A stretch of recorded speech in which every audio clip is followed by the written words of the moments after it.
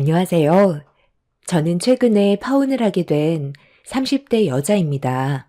별로 기억하고 싶지 않은 일이지만 이번 일을 통해서 많은 걸 배워서 사연을 신청하게 되었습니다. 사랑하는 사람과의 결혼을 하기 위해 상견례까지 했었지만 양가 집안 모인 자리에서 저희 가족을 무시한 예비 시모의 행동은 저에게 엄청난 충격을 안겨주었고 결국 파혼까지 이어지게 되었지만 예비 시모가 왜 그런 행동을 보였는지 이해할 수가 없네요. 저희 집안이 그렇게 못 사는 집안은 아닙니다. 부모님께서 의류 사업을 하시는데 매장을 여러 지역에 몇 개 운영하셔서 지금까지 부족함 없이 살아왔어요. 그리고 저도 부모님의 도움을 받아 열심히 공부에만 열중할 수 있었고 지금은 대기업에서 과장으로 근무하고 있습니다. 반대로 저와 결혼을 하게 될 뻔했던 예비 신랑은 카페 하나 운영하고 있어요. 손님이 많은 편은 아니라서 수익이 고정적으로 들어오는 편은 아니지만 그래도 제가 안정적으로 벌고 있기 때문에 크게 상관없다고 생각했었어요.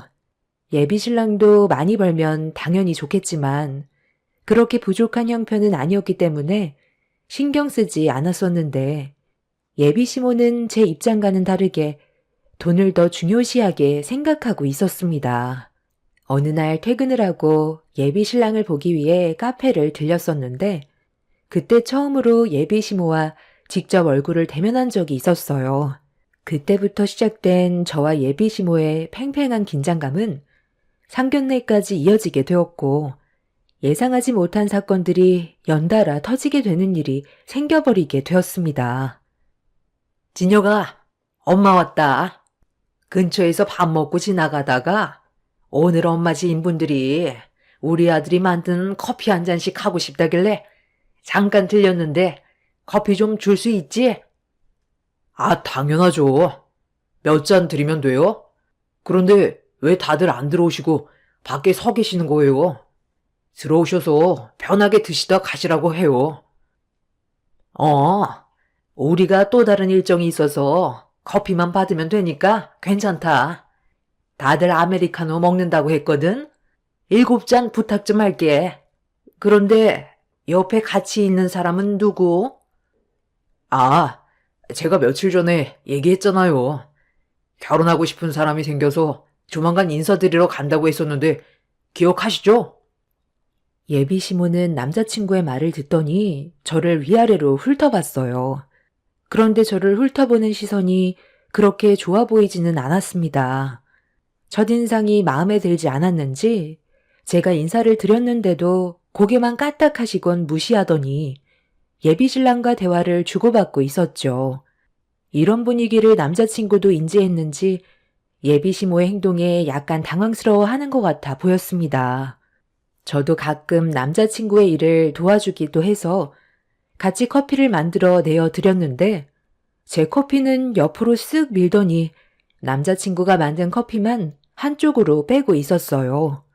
예비 시모는 제가 만든 커피를 마시러 온 게 아닌 자기 아들이 만든 커피를 마시러 온 거라면서 같은 기계에서 나온 커피라도 느낌 자체가 다르다며 제가 만든 건 저보고 마시라면서 첫 대면부터 딱딱한 말투로 저와 거리를 두고 있었어요. 예비 시모의 한마디에 당황해서는 그 자리에 얼음이 되었고 남자친구도 예비 시모의 돌발 행동에 많이 놀랐는지 어색한 웃음으로 분위기를 풀어갔어요. 그렇게 예비 시모는 남자친구가 만든 커피를 지인분들께 나눠주며 저를 무시한 채 남자친구한테 이따 저녁에 집에서 보자면서 카페를 나갔습니다. 제가 상상했던 그림과는 전혀 다른 상황이라 많이 당황했었고 예비 시모의 행동에 좀 놀란 것도 있었어요. 보통 인사를 주고받게 되면 아무리 제가 첫인상이 마음에 안 들어도 좋게 웃으면서 넘어가는 게 일반적인데 예비 시모는 제 얼굴을 보자마자 표정이 일그러지더니 아예 무시를 하고 있었습니다. 남자친구의 성격과는 전혀 다른 예비 시모의 모습에 정말 많이 놀랐어요. 남자친구는 제가 예비 시모 때문에 기분이 많이 상했을까봐 최대한 좋게 상황을 풀어가려 했지만 이미 저는 상처를 받아버린 상태라 기분이 별로 좋지 않았습니다. 그날은 남자친구가 제 기분을 풀어주기 위해 카페 영업을 일찍 마감하고 저와 같이 저녁을 먹으려고 매장 문을 닫으려 했는데 예비시모가 갑자기 불쑥 나타났어요. 그리곤 매장 문을 닫지 말라면서 카페 안으로 들어가 자리에 앉으시더니 저와 남자친구 보고 잠깐 앉아보라면서 손짓을 했어요. 그렇게 다시 얼굴을 마주하게 된 예비시모와 긴장되는 분위기에 먼저 대화를 시작했어요. 아까는 내가 뒤에 지인들이 있어서 제대로 대화를 못했었는데 어차피 내 아들과 결혼을 할 생각을 가지고 있다고 했으니까 일단 얼굴 본 김에 대화 좀 나누고 싶어서 지인분들 먼저 보내고 다시 온 건데 방해한 건 아니지? 우리 아들과 결혼할 수 있는 자격이 있는지 그런 것 좀 미리 확인해보고 싶었거든. 내 아들한테 대충 얘기를 듣긴 했었는데 대기업에서 근무를 하고 있다며? 그럼 한 달에 버는 월급이 얼마 정도 되나? 직급이 과장이라면서? 대기업 다니면 그래도 꽤 높은 연봉을 받고 있을 텐데 내 아들이 카페 운영해서 벌어들이는 수익 중에 일부를 내 생활비로 주고 있거든. 그럼 만약에 내 아들과 결혼을 하게 된다면 지금 벌고 있는 수익을 좀 더 받고 싶은데 이거에 대해 어떻게 생각하는지 좀 듣고 싶네. 대기업 다니는 월급만으로도 둘이서 충분히 생활 가능하잖아. 엄마, 오늘 처음 얼굴 보는 자리인데 갑자기 이런 말을 하시는 건 좀 그렇지 않아요? 지금 드리는 생활비가 적은 편은 아니잖아요. 당연히 적은 편은 아니지. 그런데 이 카페 엄마가 해준 거잖아? 여기에 들어간 돈이 얼마인지 모르는 것도 아니면서 언제 전부 다 갚으려고. 네가 내 아들이라도 돈 거래는 확실하게 해야 나중에 뒤탈이 없는 거야. 이건 상식이잖아? 지금까지는 너 혼자 벌고 있었으니까 내가 카페 수익의 절반을 가져갔었지만 둘이 결혼한다면 당연히 카페 운영에서 들어온 수익의 90%는 가지고 와도 되잖아. 엄마도 여기저기 돈 들어갈 때가 많아서 이런 얘기 하는 거다. 내가 지금 한 말에 대해 혜영 씨라고 했나? 혜영 씨는 어떻게 생각하고 있는지 들어보고 싶은데 그래도 내가 원하는 며느리의 조건이 맞는지 들어는 봐야 하지 않겠어?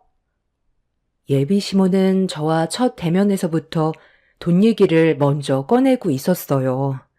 남자친구는 천천히 갚으면 되는 거 아니냐고 저에게 돈 얘기를 하는 건 잘못된 것 같다고 했지만 예비시모는 남자친구의 말을 딱 잘라버리고 제 입에만 집중을 하고 있었어요.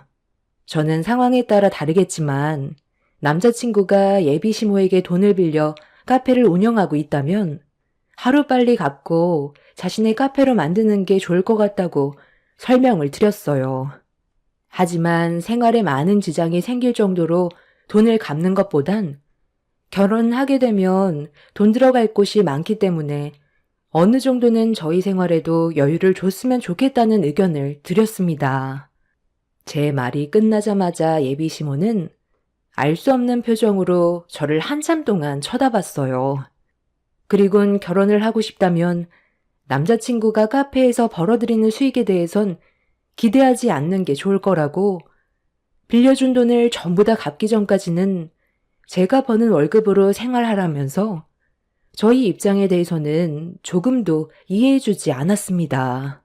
대기업에 다니고 있는 제가 버는 월급으로 결혼 생활을 하길 원했는데 그 말을 듣고 있던 저는 남자친구의 친엄마가 맞는지 그것부터 의심이 되더라고요.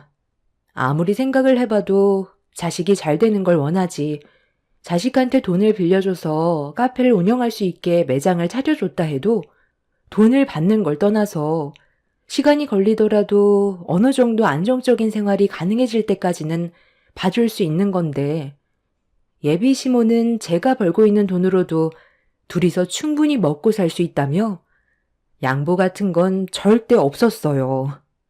남자친구 어머니는 본인이 하고 싶은 말만 딱 하고 자리에서 일어나더니 자기 아들과 결혼하고 싶으면 자신이 한 말에 대해서 진지하게 생각해 봐야 할 거라며 그렇게 카페를 나갔습니다.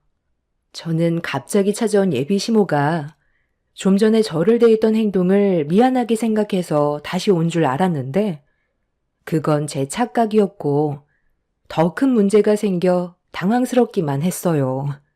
보통 엄마들과는 좀 다르다는 걸 그때 처음 알게 되었고 남자친구가 많이 힘든 생활을 해왔을 것 같은 느낌이 들었습니다. 그렇게 예비 시모가 떠난 이후 저는 남자친구와 이 문제에 대해 한참 동안 진지하게 대화를 이어나갔어요. 결혼도 중요하지만 예비 시모의 성격이 일반 사람과는 많이 다르다는 걸 느꼈기 때문에 고민을 안 할 수가 없었습니다. 남자친구가 운영하고 있는 카페가 수익이 일정한 것도 아니고 꽤 많은 돈을 들여서 매장을 차린 거라 예비 시모에게 도움받은 금액을 전부 다 갚으려면 최소 5년은 예비 시모에게 고스란히 바쳐야 되는 상황이었어요.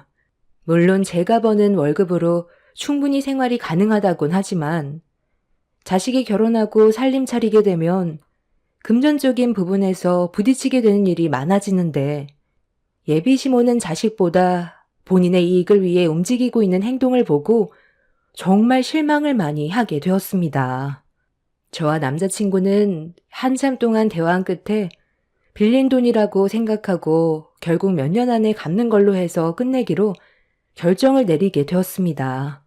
아무리 모자지간이라 해도 빌렸으면 갚아야 되는 건 당연한 거라 생각해 최대한 좋게 넘어갔어요. 아예 안 갚겠다는 게 아닌 저희가 결혼하고 나서 어느 정도 안정적인 생활권에 들어가기 전까지 예비 시모가 배려해 주길 바랬던 거였는데 저희 입장을 조금도 생각해 주지 않아서 그게 좀 서운했던 것 뿐이었죠. 그렇게 저와 남자친구는 예비 시모의 조건에 응했고 카페를 운영하면서 벌어들이는 수익의 90%는 시모가 가져가는 걸로 결론을 내렸습니다. 남자친구는 이 문제 때문에 예비 시모와 얼굴을 붉히면서까지 다퉜다는 말을 들었는데 저도 기분이 별로 좋지는 않았어요. 저희 부모님은 남자친구가 저를 진심으로 사랑하고 있다는 것 하나만으로 좋게 봐주셨는데 예비 시모는 돈 얘기부터 꺼내서 서운하기도 했었고 상처도 많이 받았지만 사람마다 생각하는 게 다르기 때문에 그럴 수 있을 거라고 최대한 좋게 생각하고 넘어가려 했어요. 그렇게 저도 정식적으로 예비 시댁에 인사를 하게 되었고 시모가 말한 조건에 대해 받아들이겠다고 결정을 내린 끝에 결혼 허락을 받을 수 있었습니다. 저희 결혼식을 위해 상견례 일정을 잡아 양가 집안 한자리에 모였었는데 예비 시모는 또 다른 문제를 만들었고 저는 그 말을 듣자마자 이 결혼은 힘들 것 같다는 느낌을 강하게 받게 되었습니다. 예비 신랑이 잡은 상견례 장소가 레스토랑이었는데 음식은 미리 남자친구가 선정을 해놓은 상태였어요. 그런데 예정된 시간보다 상견례 자리에 동생이 좀 늦어서 예비 시모는 기분이 좀 그랬는지 시간 약속이 정말 중요한 건데 너무 늦는 거 아니냐면서 상당히 불편해하길래 동생이 늦을 수밖에 없는 상황에 대해 설명을 드렸어요. 동생의 직업이 변호사인데 담당한 사건의 의뢰인이 찾아와서 잠깐 상담을 해주는 바람에 좀 늦을 것 같다고 상견례를 먼저 시작하는 걸로 최대한 좋게 상황을 풀어나갔어요. 처음부터 시작이 불안했었는데 어색한 대화를 주고받고 있었을 때 때마침 동생이 들어왔습니다. 시계를 보니 20분이 늦었었고 동생은 중요한 사건을 담당해서 의뢰인과 상담을 하느라 좀 늦었다며 양해를 구했어요. 엄마는 예비 시부모님의 눈치를 보면서 이제 막 들어온 동생에게 뭐라도 시켜주고 싶은 마음에 메뉴판을 들어 열었는데 엄마가 메뉴판을 동생에게 건네주더니 전부 다 영어로 되어 있어서 동생이 직접 시키는 게 좋겠다는 말을 꺼내는 순간 마주보고 앉아있던 예비 시모가 갑자기 저희 엄마를 보며 웃음을 터뜨렸어요. 예비 시모를 뺀 양가 집안 모두 당황했고 왜 그런 행동을 보였는지 알 수 없던 그때 예비 시모가 뱉은 한마디에 저는 기분이 팍 상했었고 남자친구는 제 표정을 살피더니 예비 시모의 입을 틀어 막았습니다. 아유 세상에, 내가 틀린 말 한 것도 아닌데 왜 입을 틀어막고 그러니? 영어로 된 메뉴판도 읽지 못하는 모습이 웃겨서 좀 웃은 것뿐인데 그럴 수도 있는 거잖아. 자식이 대기업 다니면 뭐해? 부모가 상식 이하인데 제가 원래 몰상식한 집안과는 상종을 안 하거든요. 기본적인 건 그래도 하셔야죠. 영어로 된 메뉴판 하나 읽지 못하는 모습을 보니 어떤 삶을 살아왔는지 대충 알 수 있겠네요. 둘째 아드님은 하버드 법학 박사까지 나왔다면서 어떻게 예비 사도는 기본적인 영어도 읽을 줄 모르세요?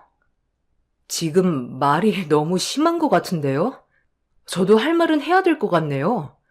저희 엄마가 영어를 못 읽을 수도 있는 거지. 그게 상견례에서 중요한 문제인 건가요? 그러는 당신은 영어를 얼마나 능숙하게 잘하는데 우리 엄마를 무시하는 거죠? 그래서 당신 집안은 얼마나 잘났는데요. 내가 봤을 때 당신이 더 몰상식해 보이는데? 어디다 대고 우리 엄마한테 그런 막말을 짓거려. 내가 지금 결혼을 구걸하는 것도 아닌데 어디서 우리 집안을 무시하냐고. 저 사람이 좋아서 그래도 결혼하려 했던 거지만 이런 식으로 우리 집안 무시하면 나도 절대 못 참아. 대단한 집안도 아니고 잘난 것도 없으면서 하는 짓도 정말 어른으로서 배울 점이 하나도 없네요. 엄마, 아빠, 그냥 일어나요. 저 이 결혼 하고 싶지 않아요. 너랑도 여기까지만 해야 되겠다.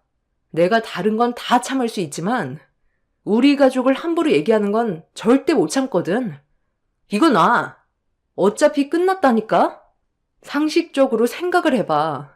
어떻게 우리 엄마한테 초면에 몰상식한 집안과 상종하지 않겠다는 말을 할 수가 있어? 그러는 너희 집은 얼마나 대단하다고. 동네에서 작은 배달 대행 사업 운영하면서 얼마나 잘났다고 우리 집안을 무시해? 너랑 오늘부로 끝이니까 다시는 연락하지 마. 혜영아, 잠깐만. 그렇다고 갑자기 이렇게 우리 관계를 끝내면 앞으로 나는 어떻게 살라고. 나는 네가 내 전부인 거 알고 있잖아. 엄마, 뭐라고 말 좀 해봐요. 엄마가 말 실수한 건 맞잖아요. 제 인생 망가뜨릴 거예요? 엄마 때문에 혜영이랑 헤어지면 평생 얼굴 안 보고 살 거니까 빨리 수습하세요. 내가 왜 수습을 해야 되는 거니? 세상에 널리고 널린 게 여자인데 뭐가 아쉬워서 머리를 굽혀야 되는 건데 하고 싶은 말 할 수도 있는 거지. 영어로 된 메뉴판 읽지 못하길래 그런 모습이 웃겨서 웃은 것뿐인데 내가 죽을 죄를 지은 것도 아니잖아? 그래서 지금 얘는 나한테 잘했다고 생각하니? 나를 쳐다보는 거 봐봐라. 잡아먹을 듯이 노려보고 있잖아.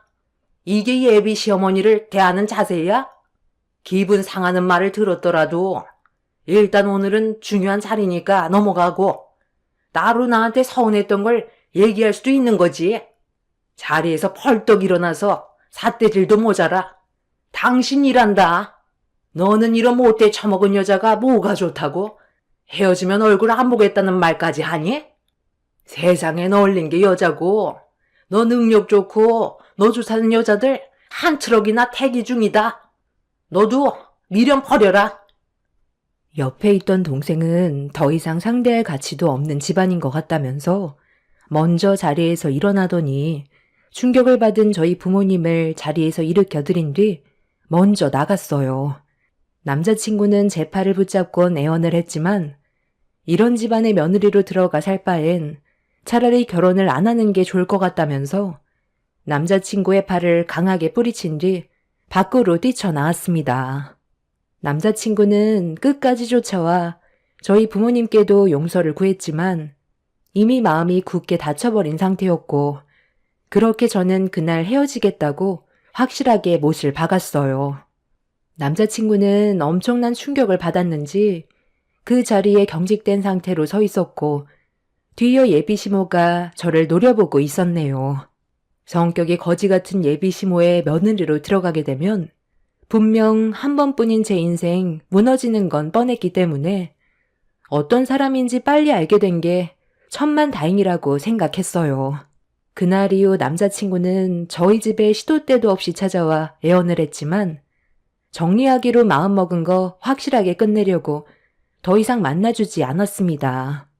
그런데 상견례 이후 제 동생이 예비 시모였던 그 사람의 행동에 화가 많이 났는지 얼마 뒤 엄청난 사건을 터뜨려 버렸습니다. 그리고 그 아줌마는 이 문제로 저희 집에까지 찾아와 용서를 구하게 되는 반전이 펼쳐지게 되었고 저희 엄마한테 손이 발이 되도록 빌게 되었네요. 혜영이 어머님, 이러다 정말 저희 다 굶어 죽습니다.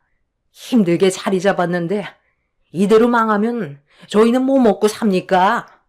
이만큼 했으면 이제 그만해도 되잖아요. 저는 상식이 뭔지 보여주기 위해 행동한 것뿐인데 뭐가 잘못됐다는 건가요?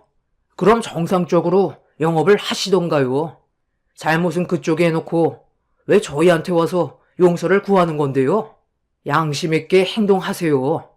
아무리 돈도 중요하지만 이런 식으로 행동해서 벌어들이는 돈이면 당연히 처벌을 받아야 된다고 생각합니다. 다들 먹고 살기 위해서 발버둥 치며 살고 있는 사람들인데 너무한 거 아니에요? 아무리 법도 중요하다지만 어느 정도 융통성 있게 넘어갈 수도 있는 거잖아요. 이러다 정말 우리 입에 풀칠하기도 힘듭니다.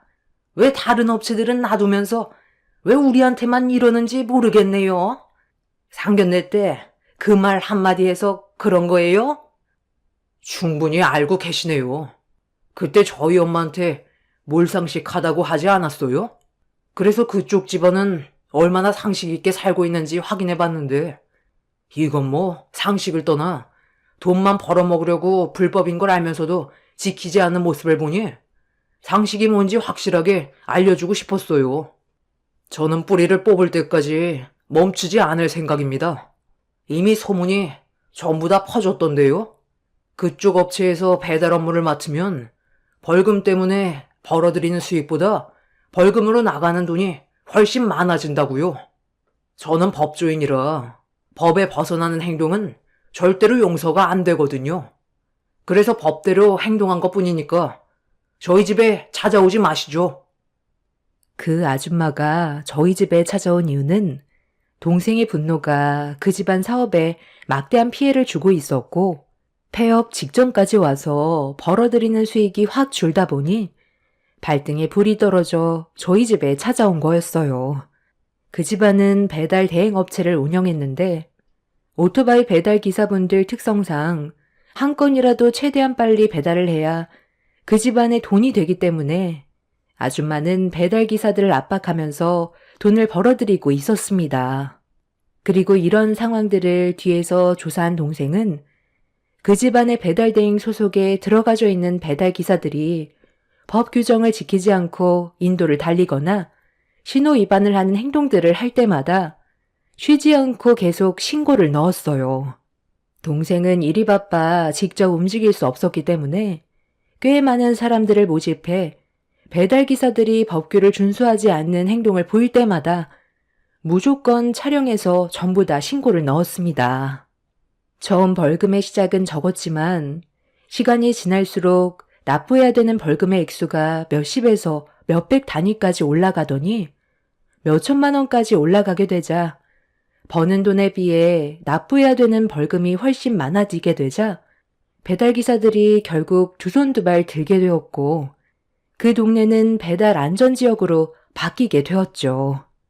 그리고 이 문제로 배달기사들과 사장인 아줌마와 마찰이 생기게 되면서 그 집안 업체에서 한두 명 나오게 되더니 결국 배달기사들은 다른 대행업체로 전부 옮기게 되는 사태까지 벌어지게 되는 상황까지 오게 되었던 거였어요.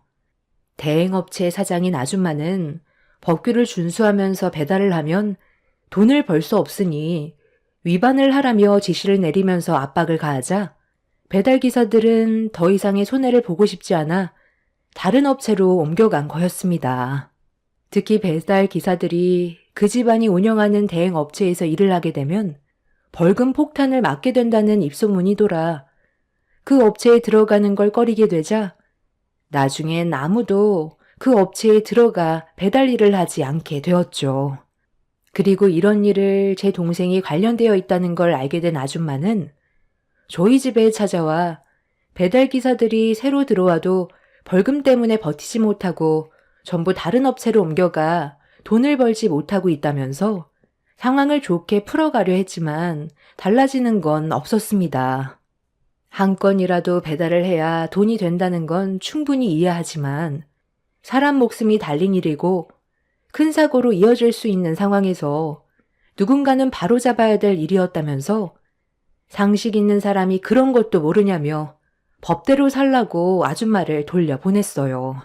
아줌마는 동생이 좋게 넘어가려 하지 않자 배달 대행 기사들 대부분이 신호 위반하는 건 당연하다고 큰소리치며 끝까지 해보자고 돌아갔지만 결국 그 대행업체는 배달기사를 고용하지 못해 폐업하는 상황까지 오게 되었습니다. 그리고 그 동네 배달기사분들은 무조건 법규를 지키면서 배달을 했고 시민들의 안전도 지킬 수는 있었습니다. 동생이 이렇게까지 행동했던 건 상견례 때 그 난리가 난 뒤 집으로 돌아가려고 차에 올라타고 있는데 갑자기 저희 부모님 앞으로 오토바이 배달기사가 인도로 무섭게 달려와 저희 부모님과 큰 사고가 날 뻔했었어요. 그런데 그 배달기사가 그 집안의 대행업체 소속이었다는 걸 알게 되었고 화가 머리끝까지 올라온 동생은 법규를 지키지 않는 배달기사를 뿌리 뽑기 위해 사람들을 고용해 법을 준수하지 않고 위반하는 행동에 대해서 전부 다 신고를 넣었습니다. 아줌마는 배달 대행으로 그동안 꽤 많은 돈을 벌어왔지만 그건 전부 뒤에서 배달기사들을 압박해 벌어들인 돈이었어요. 사고가 나도 제대로 된 처리도 해주지 않을 정도로 배달기사들 사이에서는 그 대행업체가 안 좋은 이미지였지만 다들 먹고 살기 위해 어쩔 수 없이 소속되어 일을 할 수밖에 없었던 거였죠. 그렇게 동생의 행동으로 인해 그 대행업체는 폐업이 되었지만 그 동네의 시민들은 사고로부터 안전할 수 있었고 클린한 지역으로 바뀌게 되었습니다. 하버드 법학 박사까지 나온 동생은 한 번 시작한 건 뿌리를 뽑기 전까지 물고 늘어지기 때문에 잘못된 걸 바로잡기 위해서 동생도 많은 희생을 했어요.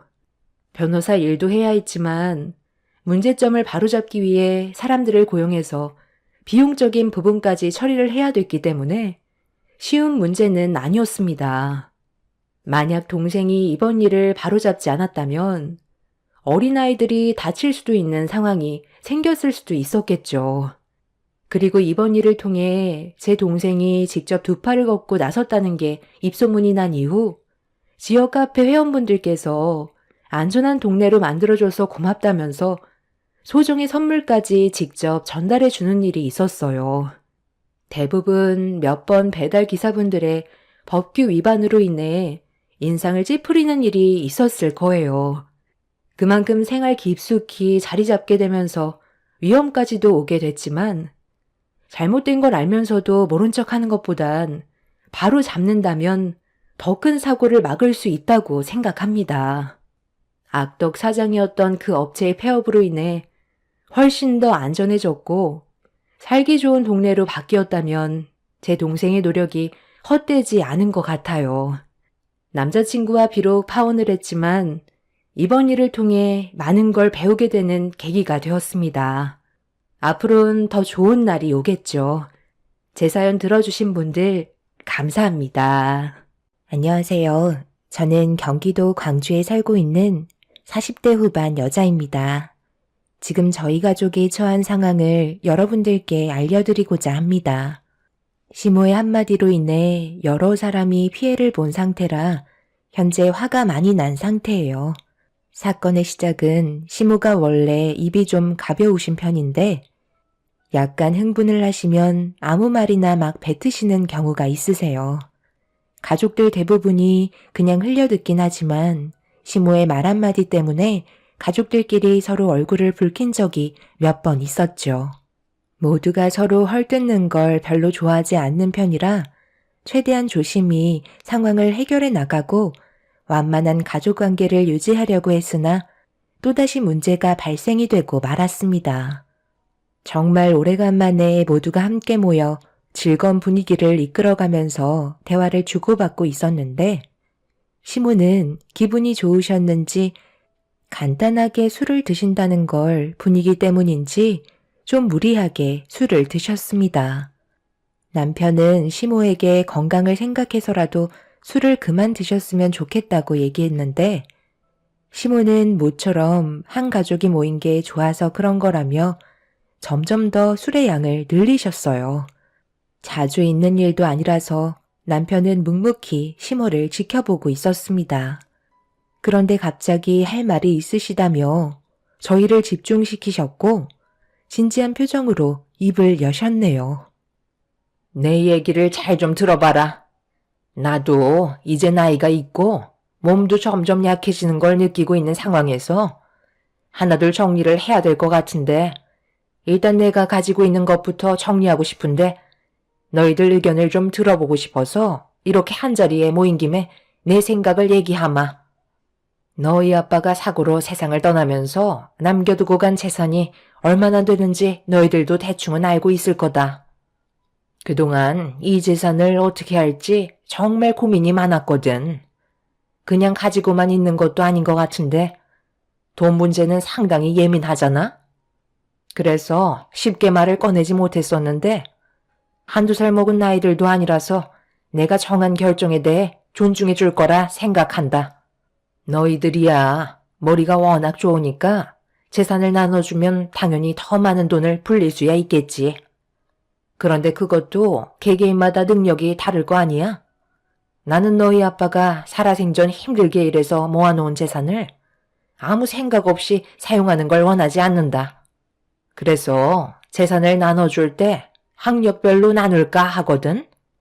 내 아들들이야 어차피 다들 좋은 대학 나와서 대기업 다니고 있잖아. 그런데 그 뒤에서 누가 제일 중요한 역할을 하고 있지? 바로 내 아들의 배필이자 우리 집안의 며느리인 너희들이잖아. 돈을 불리는데도 경제관념이 바로 잡혀 있어야 가능한데 그것도 내 아들과 어느 정도 조건이 맞아야 그 시너지 효과가 더 커질 거 아니야? 그리고 내 마음도 더 편할 테고. 이 나이 먹고 너희들에게 재산을 나눠줬는데 맨날 까먹고 있는 모습만 보면서 속 태울 수는 없잖니? 그래서 이렇게 재산을 분배하기로 했다. 막내 며느리의 학벌이 제일 좋으니 내가 가지고 있는 재산 중에 많은 부분을 차지할 테고 다음은 둘째 며느리 그리고 첫째 며느리가 분배를 받을 거다. 금액은 정해지지는 않았으나 아무래도 막내 며느리가 제일 많은 재산을 가져갈 것 같구나. 이건 오로지 내 생각이니 이 문제에 대해 다른 의견이 있으면 이 일을 제기해도 된다.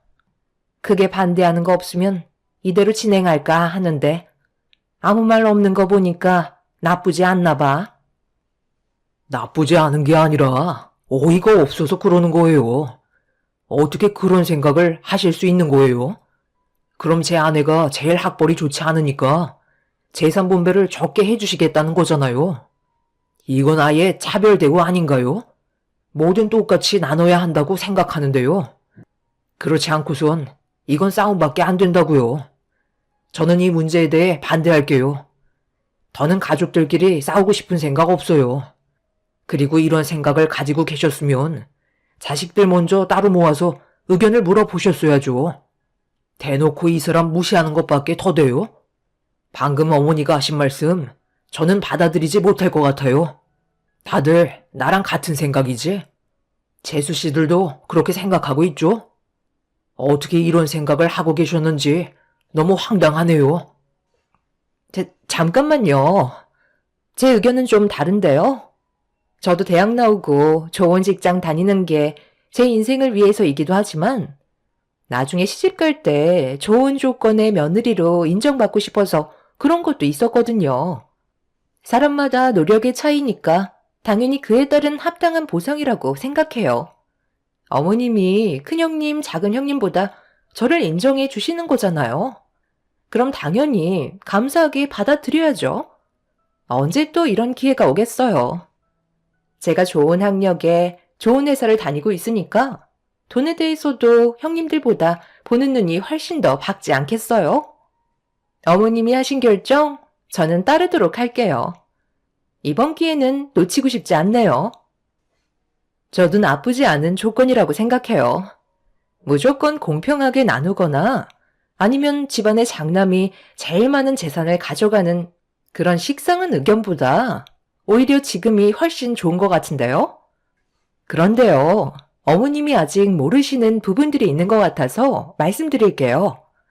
막내 동서가 좋은 대학 나와서 괜찮은 회사 생활하는 건 맞지만 경제적인 눈은 제가 더 뛰어난 것 같은데요. 며느리들 중에 돈에 대한 개념을 제일 많이 이해하고 있는 게 저 아닌가요? 막내 동서는 그냥 회사를 다니지만 저는 직접적으로 세금과 관련된 일을 하고 있잖아요. 돈도 벌고 절약 정신도 투철한 세무사인 제가 훨씬 더 많은 재산을 가져가는 게 옳다고 생각해요. 어머님, 저도 꽤 이름 있는 대학 나와서 세무 일을 하고 있는데 막내 동서보단 제가 훨씬 더 조건이 괜찮다고 봐야죠. 이 부분만 수정해 주시면 저는 더 이상 토달지 않고 재산 받겠습니다. 남편의 생각과는 전혀 다른 방향으로 흘러가기 시작했어요. 시모의 한마디에 가족들 모두 흔들리지 않겠다고 몇 번이나 대화를 나눴었는데 재산 문제는 상황이 전혀 달랐어요. 더군다나 며느리들의 개인 능력을 보고 재산을 나눠주겠다는 건 당황스러울 뿐이었죠.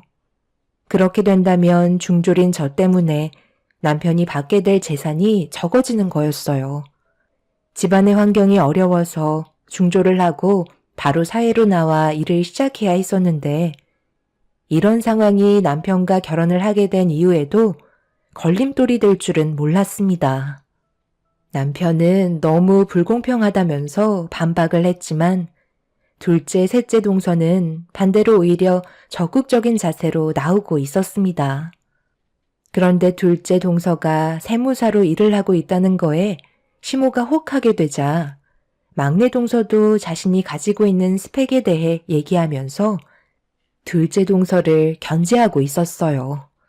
점점 더 목소리가 높아지고 있는 걸 옆에서 지켜보고 있는데 또다시 폭풍이 휘몰아치려는 준비를 하고 있었죠.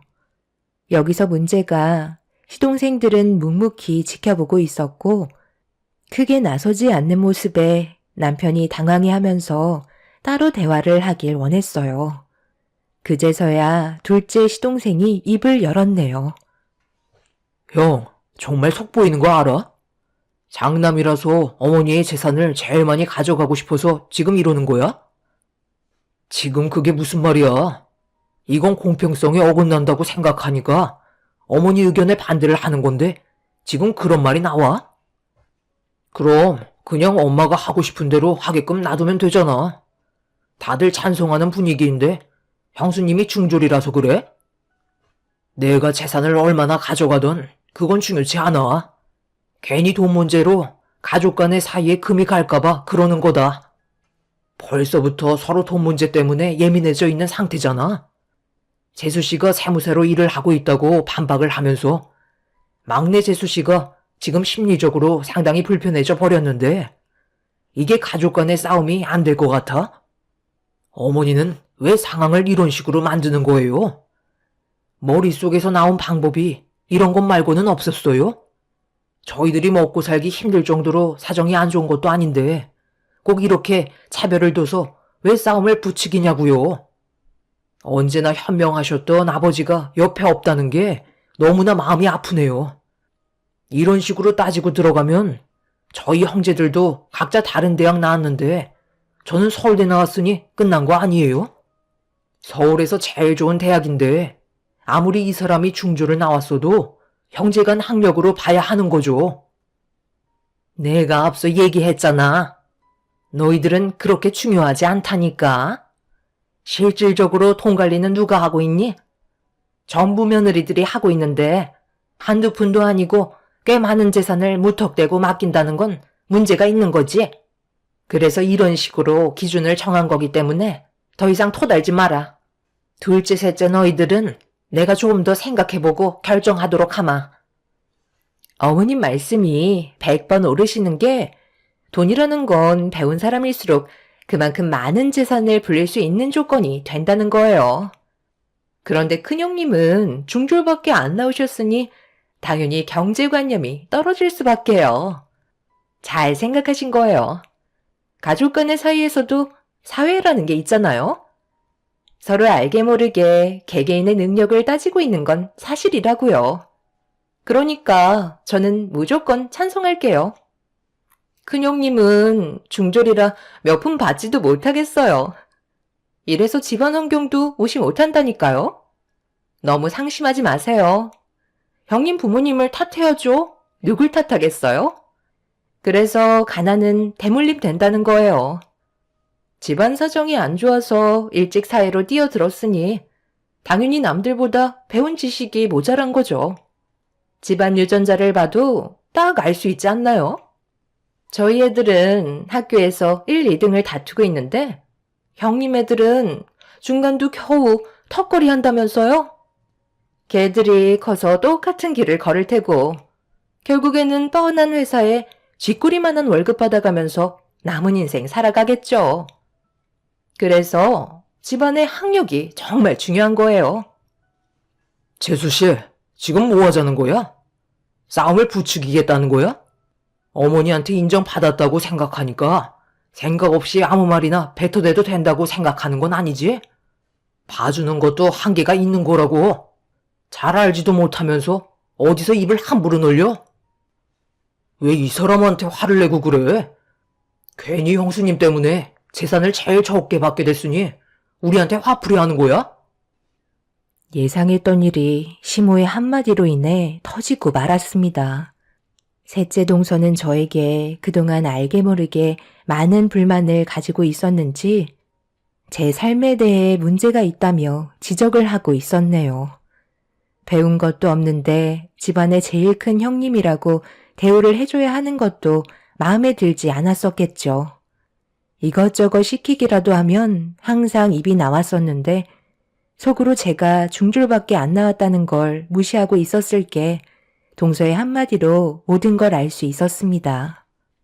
그렇게 심각해진 분위기 속에 시모는 가족끼리 서로 씻을 수 없는 상처되는 거침없는 말들을 주고받고 있는 모습을 보면서 안주거리 삼아 술을 들이키고 계셨어요. 확실하게 느낄 수 있었던 건 시모가 이런 분위기를 즐기고 있다는 거였고 참다 못한 저도 한마디 하게 되었죠. 돈도 중요하지만 가족들끼리 서로 얼굴 붉히면서 가져가게 되는 재산이 그렇게 중요할까?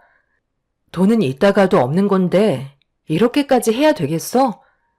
솔직히 어머님께서 주시는 재산을 받는다고 삶이 엄청나게 부유해지는 것도 아니잖아. 그동안 잘 살아왔었는데 고작 재산 몇 푼 된다고 이렇게까지 안 좋은 감정으로 막말을 주고받는 건 내가 봤을 땐 잘못된 것 같아. 동서들은 당연히 좋은 대학 나왔으니 그에 따른 보상을 많이 받고 싶겠지. 하지만 돈을 받고 나서 서로 얼굴 안 보고 인연 끊을 거야? 그렇게 살면 행복하겠어? 지금 하는 행동들은 무조건 후회하게 되어 있다고. 어머님 봐봐. 더 이상 아무 말씀도 하지 않고 지금 우리가 싸우고 있는 모습을 즐기고 계시잖아. 이런 모습을 안주거리 삼고 계신 거 안 보여?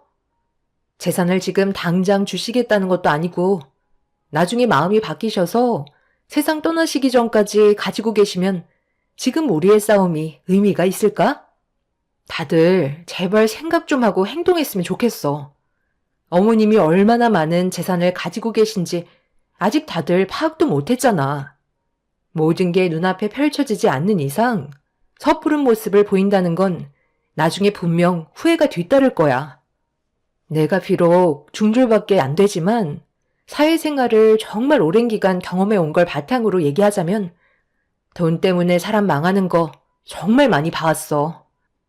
가족이 정말 중요하다는 걸 깨닫게 된다 해도 그때는 이미 늦은 거라고. 그런 상황들이 오기 전에 한 번 더 생각하고 움직여야 되지 않을까? 우리가 그동안 얼굴 봐온 시간이 얼마인데 모든 관계를 끊어내고 싶은 거야? 중졸인 주제에 교수 나셨네. 네가 그렇게 백날 떠들어봤자 어차피 애들은 중졸인 너의 말을 귀에 담아두지도 않는다. 내가 돈을 안 주겠다고? 재산이 얼마인지 말을 안 해서 불안하다고? 지금 확실하게 이 자리에서 말아마. 내가 가지고 있는 재산의 금액은 총 10억이고 분배 결정이 되는 순간 바로 지급할 거다. 둘째, 셋째 중에 모든 걸 따져봤을 때 제일 조건이 좋은 며느리와 내 아들이 7억을 가져갈 테고 그 다음이 3억을 가져가게 될 거다. 큰 며느리 너는 그 입이 문제야. 가만히라도 있으면 떨어진 거라도 주워 먹을 수나 있지. 어쩜 말하는 게 남아있던 정까지 떨어지게 만드니? 술맛도 다 떨어졌다. 돈 주면 감사하게 받을 것들이 어디서 착한 척이야? 더 이상 할 얘기 없으니까 다들 각자 집으로 돌아가도록 해라. 쓸데없이 입을 놀리셔서 왜 어머님 심기를 건드세요? 돈이면 뭐든 다 되는 세상에 가족이 무슨 소용이 있어요? 어머님, 그런데 재산 분배 차이가 너무 심한 거 아니에요? 반반도 아니고 7억에 3억은 너무 차이가 많이 나요. 제가 7억을 못 받을 수도 있는 거잖아요. 4억으로 올려주시면 안 될까요? 제가 7억을 받게 된다면 상관없지만 조정해주는 것도 나쁘지 않을 것 같아서요. 그렇게 해 주실 수 있는 거죠? 큰형님 쪽은 재산 분배가 없다고 하셔서 제 속이 다 후련하네요. 동서내외들은 벌써 시모가 조만간 넘겨주겠다는 말에 이미 아무것도 보이지 않는 상태였어요. 이런 심각한 와중에 남편은 아무 말도 하지 않고 시모를 지켜보고 있었습니다.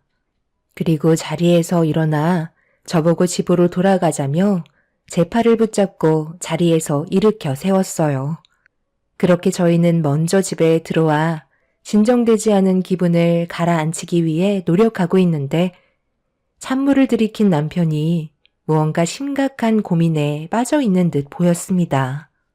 그 속을 알 수는 없었지만 들춰보고 싶지도 않았습니다. 혼자만의 생각이 필요해 보였거든요. 그렇게 며칠의 시간이 흐르는 동안 집안 분위기는 조용했고 아무 일도 일어나지 않고 있었어요. 그렇게 한 달의 기간이 지났을 때 시모는 남편에게 연락을 취했고 또다시 한자리에 모이게 됐는데 한 달 전과 비교했을 때 분위기는 더욱더 무거워진 상태였죠.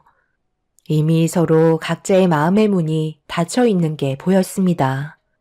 가족 모두를 한자리에 모은 이유는 재산 분배 결정이 돼서 발표를 하려고 부른 거였어요.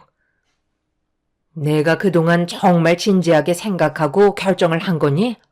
아무도 토를 달지 않았으면 좋겠다. 제일 많은 재산을 분배받게 될 아들은 둘째고 나머지는 막내 아들이 가져가게 될 거다. 그리고 집안의 장남인 너는 땡전 한 푼도 없다. 어머님, 그런데 저희가 왜 두 번째로 밀렸는지 알 수 있을까요? 정하신 기준이 있으실 거 아니에요. 둘째 며느리가 그래도 세무사 일을 하고 있잖니. 그럼 돈에 대한 이해도가 아무래도 막내 며느리 너보다는 훨씬 더 높지 않겠어? 그래서 결정한 거니 더 이상 아무 말도 하지 마라. 둘째 며느리는 저번에 얘기했던 대로 7억을 가져갈 거고 막내 며느리 집안은 3억을 가져갈 거다. 그런데 한 가지 조건이 있다. 앞으로 나는 둘째 며느리 집에서 지낼까 하는데 괜찮지? 7억을 주는데 이 정도는 해줄 수 있잖아. 자식이 셋이나 있는데 나 혼자 집구석에 처박혀 사는 게 얼마나 외롭고 힘든지 아니? 이런 건 내가 말을 안 해도 먼저 같이 살자고 물어봐야 하는 건데 어쩜 자식들이 하나같이 자기 밥그릇만 챙기게 바쁜 거야? 내 아들은 불만이 없을 것 같고 둘째 며느리 너는 어떻게 생각하니? 7억 받아야지. 어머님, 그건 저번에도 아무런 말씀이 없으셨던 거잖아요. 갑자기 결정을 하라고 하면 제가 많이 당황스럽죠. 그래서 지금 당신 7억을 포기하겠다는 거야? 무조건 허락을 해야 되는 거라고. 이런 기회 흔치 않다는 거 몰라? 형님이 아무래도 어머님이랑 함께 살고 싶지 않으신가 봐요. 돈보다 함께 지내는 게 더 큰 비중을 차지하는 것 같은데요. 어머님, 그러지 말고 그 7억 저한테 주세요. 제가 모실게요. 안방 내어드릴 테니까 저희 집 오시라니까요. 동서, 지금 그게 무슨 말이야? 내가 언제 싫다고 했어? 그냥 저번에는 한마디도 하지 않으셔서 여쭤본 거잖아. 저 같으면 어머님 없고 저희 집에 들어갔을 것 같은데요. 형님이 당황스러워 하시는 거 전부 다 봤거든요. 어머님, 그럼 이 집은 어떻게 하시게요? 저희 집에 들어와 사실 거면 처분하셔야 되잖아요. 이것도 저희 주시는 건가요? 그럴 생각이다. 이 집 처분하고 나온 금액도 너희한테 줄 테니까 걱정하지 말고 그렇게 해줄 수 있는 거지? 둘째 동서는 받아들이기 싫어하는 눈치였지만 눈앞에 보이는 돈 때문에 고개를 끄덕였어요. 그렇게 거래가 성사되었고 시모는 먼저 둘째 동서네외 집에 들어가 살겠다며 집이 처분되는 즉시 재산까지 포함해서 주겠다는 말에 시모는 둘째 동서의 집에 들어가 살게 되셨습니다. 그런데 시간이 지날수록 분위기는 점점 안 좋아지고 있었어요. 시모의 집이 처분이 되면서 둘째 동서 내외에게 약속했던 재산을 줘야 하는데 시모가 무슨 이유 때문인지 동서한테 돈을 주지 않고 있었습니다. 셋째 동서 내외한테도 재산을 주지 않고 있던 상황이었죠. 그런 시간이 계속해서 지속이 되자 둘째, 셋째 동서 내외는 한계치에 도달했는지 결국 불만이 쏟아지게 되었고 이 소식을 듣게 된 저희는 둘째 동서 집으로 향하게 되었습니다. 그리고 눈앞에서 시모와 동서 내외들이 얼굴을 붉히며 싸우는 모습이 펼쳐지고 있었네요. 내가 주고 싶을 때 주겠다는데 그게 잘못된 거니? 내가 얘기했지? 좀 더 기다리라고. 시엠이 말을 무시하는 거야? 어머님, 생각해 보세요. 계속 핑계만 대시고 약속했던 재산은 주지 않고 계시잖아요. 저희는 하라는 대로 다 했는데 왜 어머님은 저희한테 아무것도 해주지 않으시는 거죠? 정말 10억이 있긴 하신 거예요? 통장에 10억이 들어가 있으시다면 왜 안 보여주시는 건데요? 설마 잠깐 사이에 마음이 바뀌신 건 아니시죠? 저에게 믿음을 안 주시잖아요. 글쎄 있다니까. 그런데 내가 너희한테 내 재산을 전부 다 주게 된다면 나중에 나 버리고 도망갈 거잖아. 저희가 왜 어머님을 버린다고 생각하시는 거예요? 너무 쓸데없는 상상을 하시는 것 같은데요. 일단 10억이 있는지 없는지 그것부터 당장 확인시켜 주세요. 그렇지 않으면 저도 더 이상은 참지 못하겠어요. 저도 정말 참다 이건 아닌 것 같아서 찾아왔다니까요. 약속을 지키셨으면 실행에 옮기셔야죠. 당장 주실 것처럼 말씀하시더니 저희가 받은 금액은 1,000원짜리 한 장 없다고요. 어머님 집 처분한 돈은 어디에 있는 거예요? 다 내 통장에 들어있다. 아무리 생각해봐도 아직 때가 아닌 것 같아서 그래. 내가 너희들한테 재산을 나눠주겠다는 마음은 조금도 변함이 없으니까 내가 어느 정도 마음의 결정이 됐을 때 나눠주도록 하마. 큰 돈을 치고 있다가 막상 너희들한테 전부 다 나눠줄 생각하니까 마음이 허하고 불안해서 그런 거니 이해 좀 해줘라. 그 정도는 해줄 수 있잖아. 어머님, 솔직하게 얘기하세요. 진짜 돈이 있으신 거 맞아요? 제가 곰곰이 생각을 해봤는데 아버지가 10억을 가지고 계셨다는 게 저는 납득이 되지 않아서요. 저희 가족이 그렇게까지 많은 돈을 쥐고 있었다는 걸 전혀 알지 못했었거든요. 있다니까. 내가 나중에 보여준다고. 그러니 이제 그만들 하고 밥이나 먹으러 가자. 둘째 며느리가 재산 안 준다고 이젠 밥까지 굶긴다니까. 내가 얼마나 서운한지 아니? 사람을 이렇게 못 믿어서야 되겠어? 일단 외식이나 하러 가자. 어머님, 이 사람이랑 저번에 대화를 좀 나눴었는데요. 솔직하게 얘기해 주세요. 10억이라는 재산 없으신 거 맞죠? 아버님께서 살아생전에 그렇게까지 많은 돈을 가지고 계셨다는 걸 이 사람은 전혀 알지 못했었대요. 누구보다 이 사람이 아버님이랑 제일 가까운 사이였잖아요. 그리고 저희가 알지 못하는 재산을 가지고 계신다면 보여주실 수 있는 거 아닌가요? 그래야 불만들이 쏟아져 나오지 않죠. 혹시 저희들한테 거짓말 하신 건 아니시죠? 이런 식으로 나오시면 누가 믿겠어요? 내가 있다면 있는 거지. 어디서 지금 의심하는 거야? 다들 내 재산 안 가지고 싶어? 보여주면 되는 거지? 그럼 더 이상 아무 말도 하지 않는 거다. 너희들의 눈빛이 너무 무서워서 내가 별의별 생각이 다 들어가. 그래서 쉽게 내놓지 못했었다. 시모는 10억이 들어있는 통장을 가져오겠다며 방으로 들어가셨어요.